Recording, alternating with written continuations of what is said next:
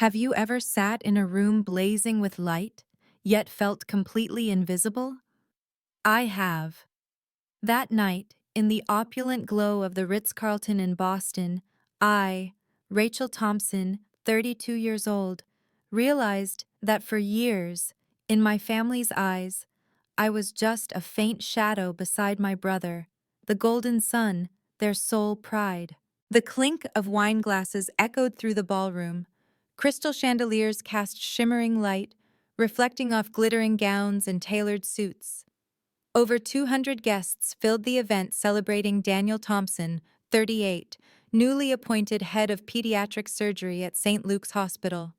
He was the brightest star of the night, and perhaps the only star in my parents' universe. I was seated at table 23, near the service door where hotel staff bustled with trays of food and wine. My table was filled with distant relatives, some scrolling their phones, others scanning for networking opportunities. As eyes turned to the stage where Daniel beamed in his custom Tom Ford suit, I quietly stirred my glass of water.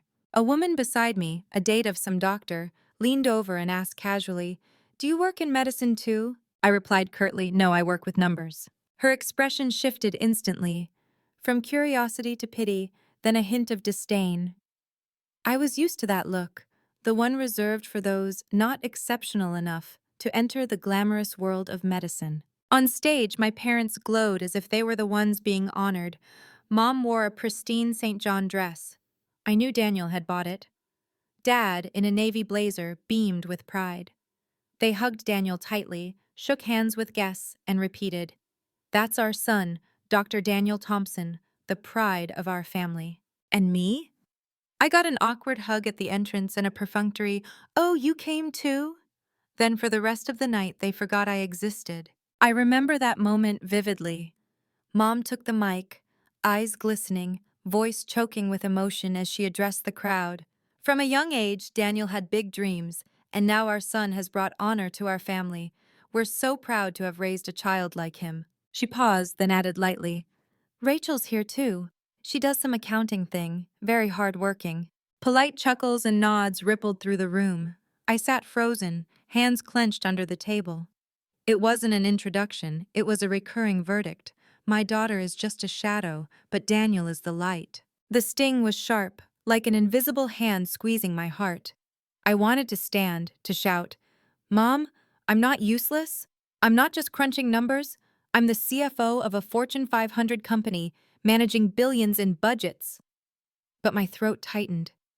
In that room, where everyone saw Daniel as the savior, my words would likely fall on deaf ears. A man across the table whispered to his wife, eyes on Daniel, "He's the kind of son every parent dreams of. Look, his parents must be so proud." I gave a bitter smile. If they knew who really supported my parents for 5 years, would they still laugh? If they knew the accountant sister paid off their debts, covered medical bills, and sent monthly checks, would they care? I gripped my glass tightly. The familiar silence enveloped me. In my family, I was used to being the overlooked name. But at that party, as every compliment and glance went to Daniel, I faced a brutal truth. My family never saw me as worthy of pride. That night, under the dazzling lights, I felt lost in my own family. But in that darkness, a quiet resolve began to grow. I couldn't stay buried under Daniel's shadow forever. One day, they'd see me. Not just the accountant sister, but the real me.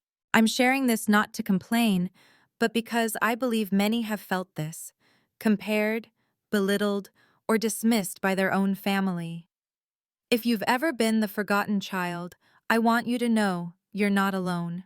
Share your story in the comments, because sometimes your experience can give strength to others living in the same shadows. Do you believe you can vanish in your own family, despite being there every day? I do, because I lived it for 5 years. Not a week, not a month, but 60 consecutive months, each one with me siphoning my bonuses and salary, money I could have used for my own future, to send $3,000 to my parents' joint account. Regular, silent, like a clock that never stops ticking. In all that time, I never heard them say my name when talking about the money. It was always Daniel, 5 years ago, I'd just become CFO of an investment firm. I was young, driven, but still tethered to family. One day, Mom called, voice trembling, saying Dad's pension couldn't cover both meds and the mortgage. The bank had sent warnings. She feared losing the house. I went quiet. That house wasn't grand, but it held my childhood. The smell of Mom's apple pie, evenings with Dad reading the paper. I couldn't let them lose it. So from that month on, I sent $3,000, no strings attached, no expectation of thanks. I just wrote in the memo, "Love, Rachel."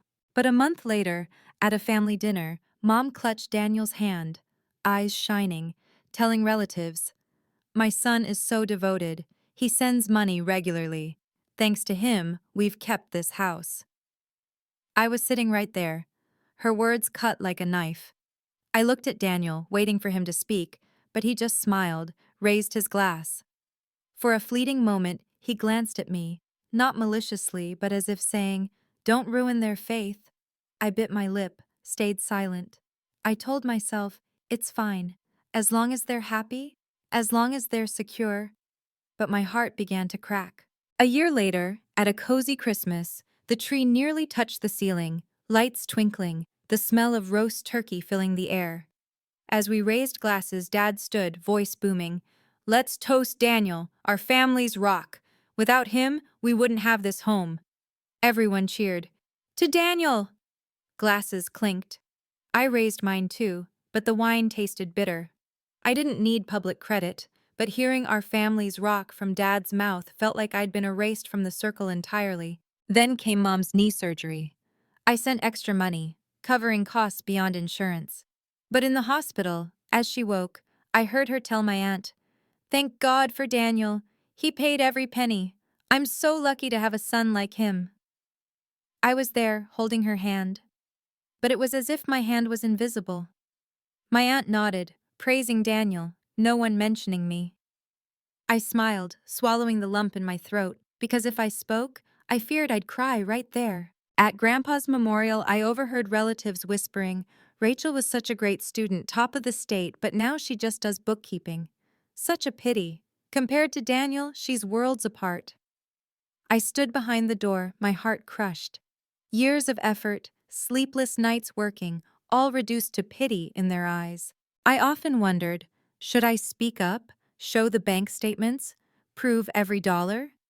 But each time, I stopped.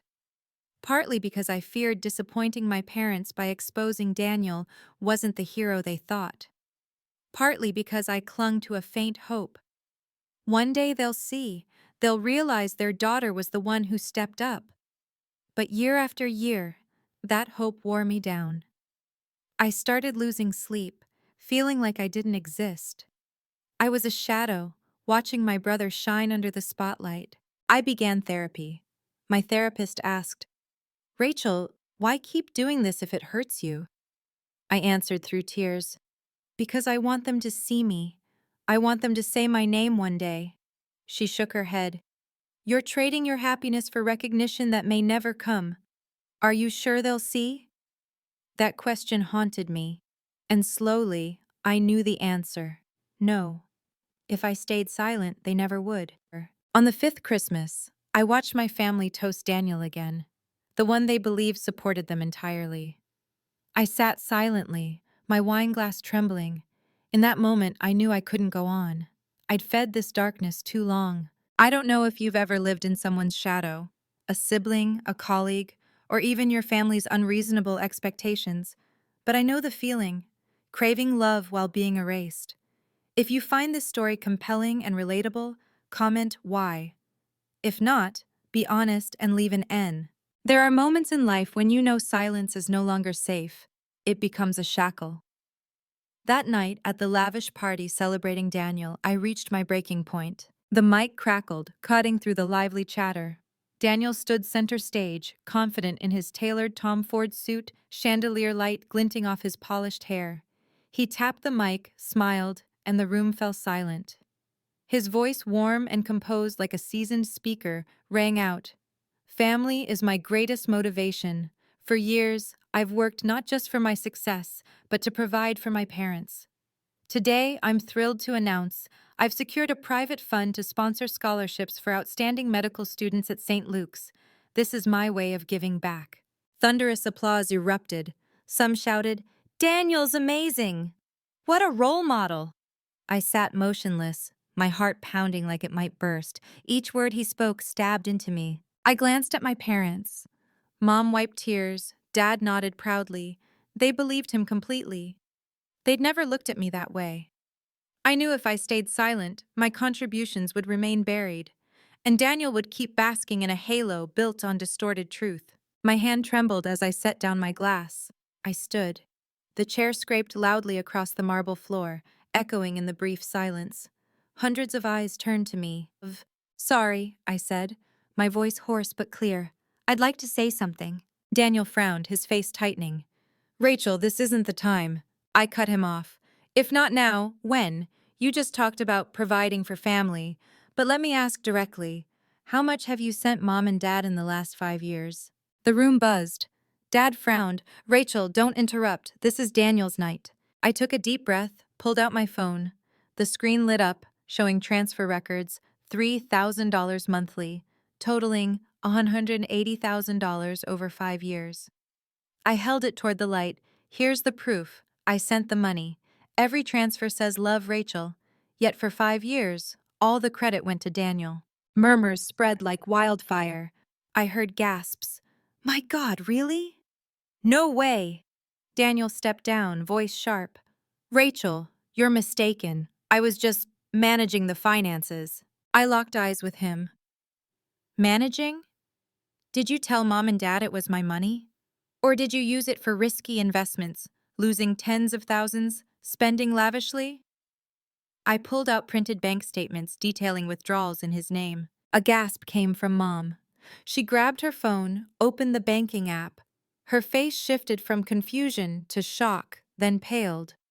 "My God, it's from Rachel. Daniel, what have you done?"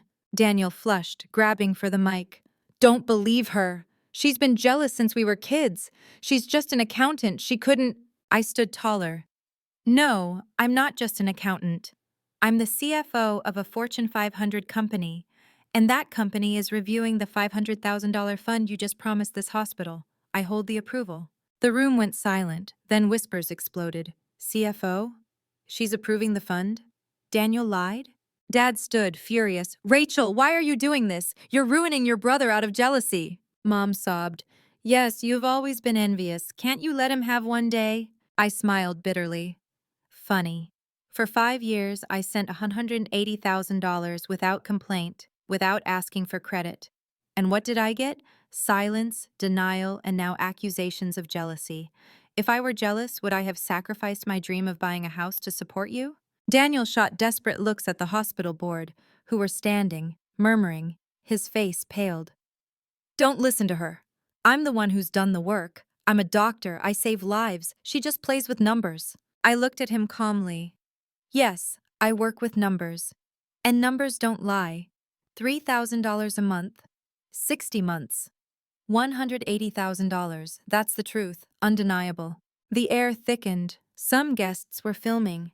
I saw the chief doctor's stunned face, the donor's shock. Daniel's carefully built image was crumbling. I turned to my parents, voice breaking but firm. "I never asked for thanks. I just wanted to be seen, to be acknowledged as part of this family. But for 5 years, everything I did was erased. Tonight, I can't stay silent anymore." Daniel staggered, hands shaking. Mom buried her face, crying.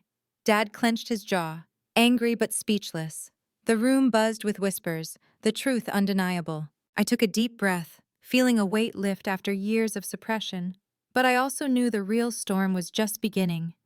My parents wouldn't easily accept this, and Daniel would surely fight to cling to his glory. I looked around the dazzling room, whispering to myself, finally the truth is out. If you want to hear more stories and struggles like mine and feel empathy for them, check out my previous videos on this channel. Some nights you lie awake, not from fear, but because you realize you're no longer obligated to endure. For me, the night after exposing the truth was when I cut the invisible cord that had bound me to unconditional sacrifice for years. I sat alone by my apartment window, watching Boston's nighttime lights. My phone kept buzzing with messages from my parents, Daniel, even relatives at the party. My parents' texts were mostly blame. You humiliated our family. You destroyed your brother's reputation. Daniel sent one line. Why did you do this? None asked how I felt. Not one. I opened my banking app, scrolling to the recurring transfer. $3,000 month had sat there for 5 years, never missed. I hit cancel. A simple action, but it felt like cutting a weight dangling from my shoulders. In that moment, I felt a new space, freedom. The next morning, I went to the office early. My team had heard whispers of last night's events, looking at me with curiosity and admiration. I just smiled and sat at my desk. A thought struck. If my family never recognized my contributions, why not write my name on a project that forces them to see? Thus, the Invisible Achievement Scholarship was born. It would fund accounting and finance students, those often seen as backstage in society, rarely praised but vital to every organization. I wanted them to be seen and valued, unlike my experience. I signed the proposal with a steady hand, my heart calm. When the news broke, financial outlets reported, CFO Rachel Thompson launches multi-million-dollar Invisible Achievement Scholarship for disadvantaged students. I read the headline and cried. For the first time in years, my name was tied to pride, not pity. But on the other side, my family faced a real crisis. Daniel was suspended from work that week. Donors pulled commitments, and the hospital launched an internal investigation. His wife, Sarah, sent me a long message, one line piercing my heart. You were right. I can't stay with a liar like him. I'm filing for divorce. My parents, after reviewing their finances, were stunned to find not only had my money stopped, but they were in debt from Daniel's secret loans in their names. The house they cherished was at risk of foreclosure. They called me over. I stepped into the familiar living room, where family photos always centered Daniel, with me behind the camera. The air was tense. Dad sat silently, Mom's eyes red. Daniel avoided my gaze. Rachel, Mom choked, can you help us one more time? We're about to lose everything. I stayed quiet, love and pain tearing at me. I never wanted them in this position, but I knew if I fell back into the old cycle, I'd lose myself. Finally, I said firmly but gently, I'll help, but not like before. I won't send money blindly for someone else to claim credit. If you want me to stay, you accept my terms. Dad frowned. Terms? I took a deep breath. 1. We go to family therapy for at least 6 months. 2.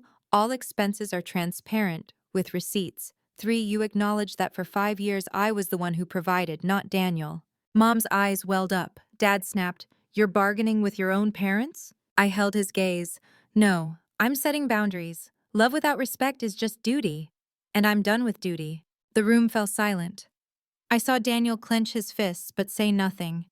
He knew I wouldn't back down this time. As I left the house, Boston's wind was cold, but my heart felt light. I'd done what I should have done long ago, chosen myself first. I was no longer the daughter sitting quietly at the back table, smiling while others were praised. I was Rachel Thompson, the woman who decided how she'd be seen. Sometimes you think a door is closed forever, but another opens, presenting a harder choice. Step through to change, or turn away for peace. For me, that came weeks after the fateful party. One winter morning, I received a thick envelope with St. Luke's red seal.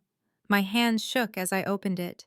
Inside was a public apology from the hospital board, admitting they'd allowed Daniel's false claims about funding, damaging their credibility.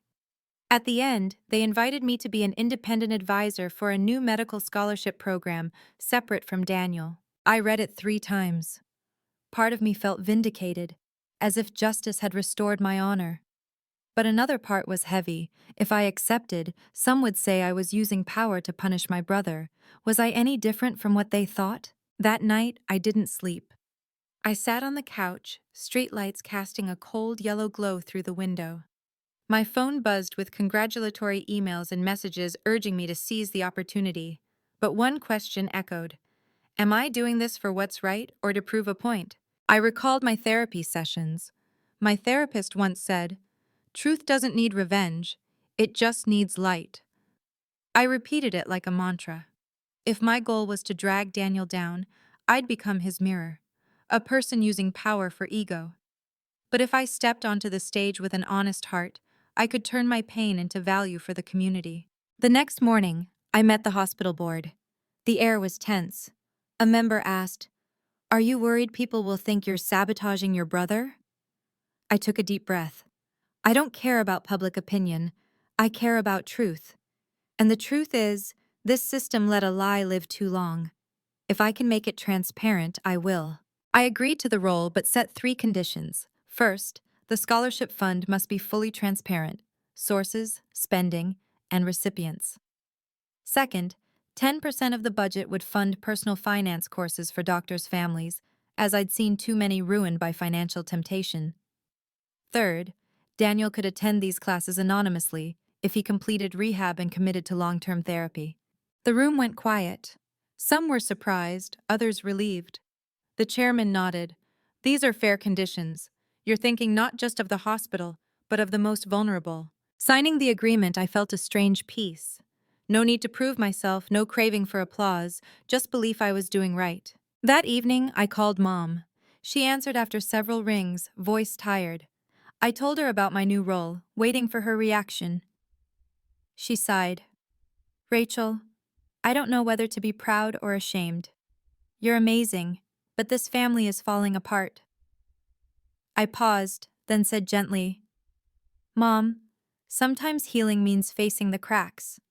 I'm not doing this to destroy Daniel, but to help us all live honestly." That night, I slept deeply for the first time in months. In my dream, I stood on a stage, but the lights weren't blinding or painful. They were warm, because this time I stood there with my true heart. Yet deep down, I knew the journey wasn't over. I could set conditions for the hospital, launch scholarships, but would Daniel attend those classes? Would he have the courage to face himself? And if one day I got a sign from him, a letter, a message, how would I respond? Forgive or turn away? A year passed faster than I expected. If someone asked whether a year is enough to heal a decade's wounds, I'd say, not quite, but enough to plant the first seeds of change.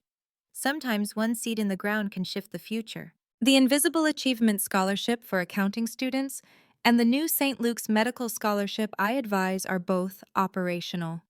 The hopeful faces of students, their eyes bright with belief, prove my sacrifices weren't in vain.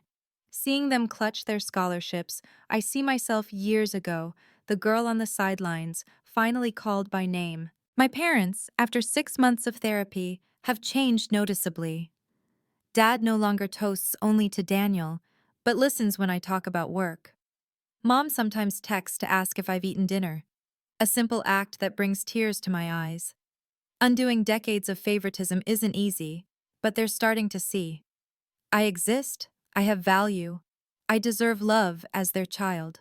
At the first St. Luke's program graduation, Boston's air was crisp, but golden sunlight bathed the campus. Students sat in rows, faces joyful, the board and guests chatting lively. I stood by the podium, clutching my files, a quiet pride swelling.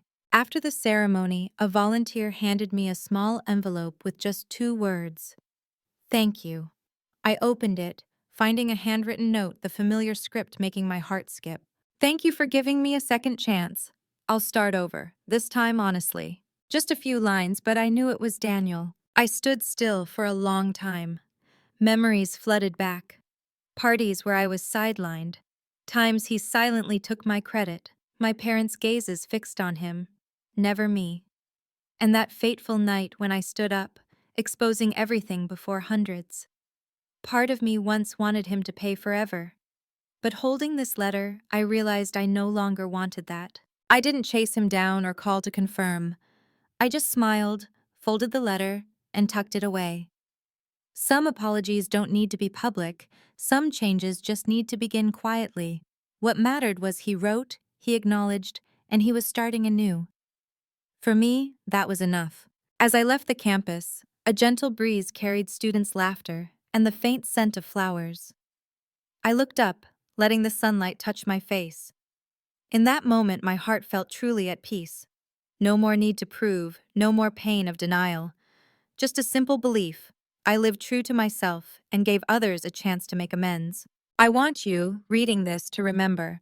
Forgiveness isn't forgetting or excusing mistakes, it's doing what's right, even when no one credits you. You may have been overlooked, overshadowed, or unacknowledged, but trust me, the moment you set boundaries, live authentically, and forgive when the time comes, you'll find a peace nothing can replace. In sharing this journey, I'm not just airing pain or family conflicts, but sending a message. Our true value never depends on others' gazes. Though belittled, sidelined, or overshadowed, we have the right to stand up, set boundaries, and live true to ourselves. I've learned that love must come with respect, or it's just empty duty.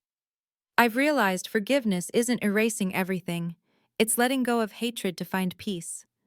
Sometimes forgiving isn't about redeeming others, but freeing ourselves. If you felt invisible in your family or life, believe you're still worthy of recognition.